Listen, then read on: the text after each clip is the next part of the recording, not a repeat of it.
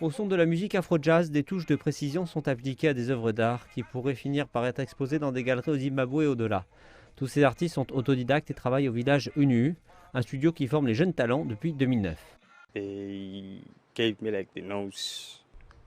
Ils m'ont donné les notes pour comment être un artiste alors que je ne suis qu'un étudiant artiste comparé à ceux de ma génération. Et j'essaie d'apprendre plus de connaissances grâce au village UNU.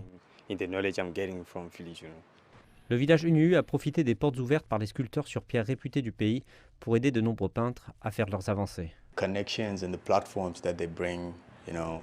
Les connexions et les plateformes qu'ils m'ont présentées sont allées au-delà de mes attentes quand j'ai commencé.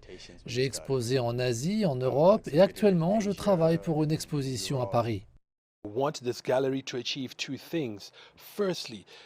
Les fondateurs du village UNU veulent que cette galerie accomplisse deux choses. D'abord, changer l'image de l'art zimbabwéen en permettant à ces jeunes artistes de s'exprimer de manière unique. Ensuite, changer la face des artistes en obtenant plus de respect pour une industrie qui n'a pas eu sa juste part. Cela signifie se battre pour offrir aux artistes les meilleurs contrats possibles. Je peux assurément dire que nous avons 25 artistes qui sont venus ici et ont fait de grandes choses. Et quand on se rencontre, on rigole les uns les autres, en se rappelant les moments de partage et des choses comme cela. Ce fut une très belle aventure, je pense. L'importance de cette organisation collaborative s'est faite le plus ressentir durant les 2 dernières années perturbées par la Covid-19.